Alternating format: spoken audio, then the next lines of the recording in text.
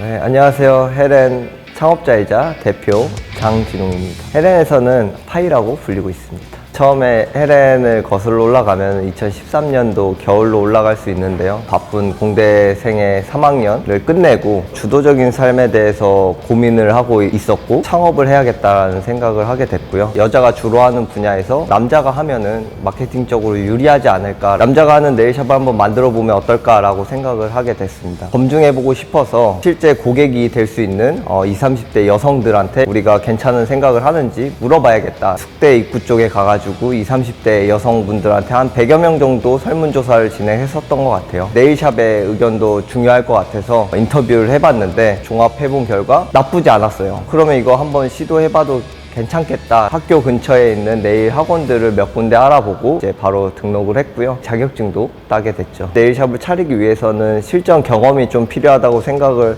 했었고, 네일샵들을 이제 알아보니까 초보를 뽑는 네일샵들이 없는 거예요. 어디서 일도 못하겠다라고 생각을 해서 잘 되는 네일샵을 보고 그 네일샵에 무작정 이력서를 방문을 해서 이제 드렸고요. 그걸 되게 좋게 보셨는지 원장님이 그렇게 일을 하게 됐습니다. 네일샵에서 일할 때 근무 조건이 사실은 좋지는 않았었어요. 월요일부터 토요일까지 하루에 한 12시간에서 13시간 일을 했었는데, 그리고 이제 월급 한 100만 원 정도 밖에 못 받았는데요. 돈을 벌기보다는 좀 더 배워야 된다는 취지하에 이제 네일샵을 들어갔기 때문에 열심히 좀 배우는 마음으로 1년 정도 이제 근무를 했었습니다. 이제 네일샵을 다니면서 했던 네일 아트들을 하는 방법들 네이트판에 올리게 됐는데요. 제목이 공대남의 네일 아트라고 올렸는데, 공대남, 그러니까 지금 공비서가 공대남의 비즈니스 서비스인데 그때 공대남이라는 브랜드가 탄생하게 됐고요. 두 번째 글부터는 전략적으로 페이스북 팬페이지를 만들어서 페이지 링크를 삽입을 했었어요. 네 번째 글까지 한 100만 조회수까지 나오게 됐는데 페이지에 사람들이 유입되게 됐고, 그때 한 5만 명 정도 팔로우를 해주시게 됐습니다.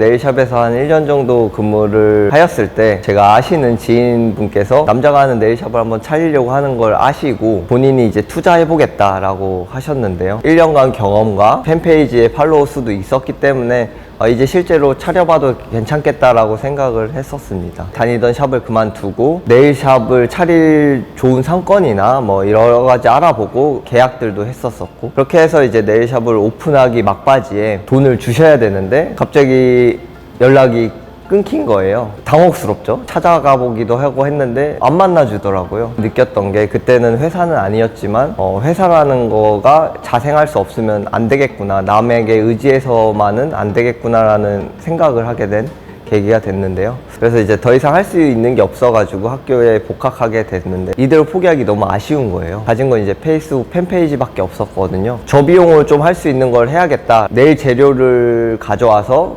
판매하는 쇼핑몰을 해야겠다라고 생각을 했었습니다. 돈은 하나도 없었기 때문에 1,300만 원 창업 대출을 받았었고요. 책상이나 컴퓨터, 카메라 이런 것들 다 중고로 샀었었고, 판매 제품 같은 경우에는 여러 가지 정말 발품을 많이 팔았죠. 이제 어렵사리 쇼핑몰을 오픈을 했었고, 네일 아트를 만드는 영상들을 찍어서 이제 제 페이스북 팬페이지에 올렸었는데요. 정말 많이 판매가 됐었었죠. 6월 달에 런칭을 하고 매출이 500만 원 나오고, 7월 달에 뭐 1,500만 원, 뭐 8월 달에 3,000만 원 월 매출이 나왔으니까요. 9월 달에는 정말 매출이 폭락하게 됐는데 500만 원까지 떨어지게 됐습니다. 지금에야 뭐 여름이 성수기고 유행하는 아이템은 오래가지 않는다는 건 아는데 그때는 정말 그런 걸 몰랐었고, 그렇게 고비를 넘어가면서 많은 좀 배움이 있었던 것 같아요. 다음을 준비하지 않으면 회사나 뭐 내가 없어지는 건 정말 순식간이겠구나 라는 생각을 하게 됐습니다. 그러던 중 이제 페이스북 페이지의 효율이 점점 떨어지는 거예요. 다음 좀 마케팅 채널을 고민을 하고 있었었고, 그 중에 이제 알게 된 게 인스타그램인데요. 뭐 지금이야 정말 많은 분들이 쓰고 계시지만 2016년도에는 그렇게 많은 분들이 쓰시진 않았었어요. 인스타그램이라는 채널이 어쨌든 우리가 네일 재료를 판매하는 데 있어서 이미지가 좀 중요하다 보니까 적합한 채널이라고 생각을 했었었고, 직접 관리하는 것보다 전문 업체에 맡겨봐야겠다라고 생각을 했었었고, 맡겨보니까 고도의 기술은 아닌 것처럼 보여졌어요. 우리가 한번 만들어 보자 해서 만들게 된 게 지금의 인스타터라는 서비스입니다.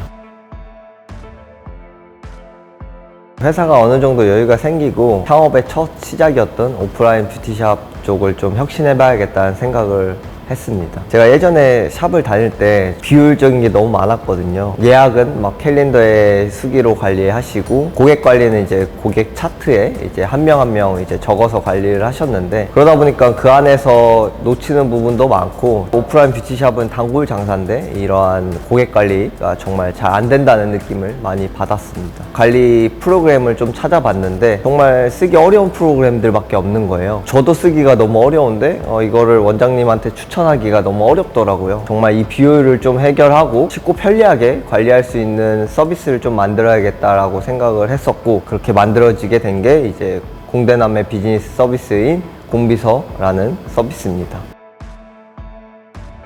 오프라인 뷰티 서비스 시장은 약 7조 원의 시장 규모, 그리고 17만 개의 사업자가 있는데요. 편의점 개수보다 약 4배 정도 많은 개수라고 합니다. 정말 충분히 큰 시장이지만 아직 이쪽 도메인에서 선도하는 서비스는 없는데요. 카카오 헤어샵 같은 경우에는 전체 뷰티 시장에서 4% 정도밖에 입점해 있지 않습니다.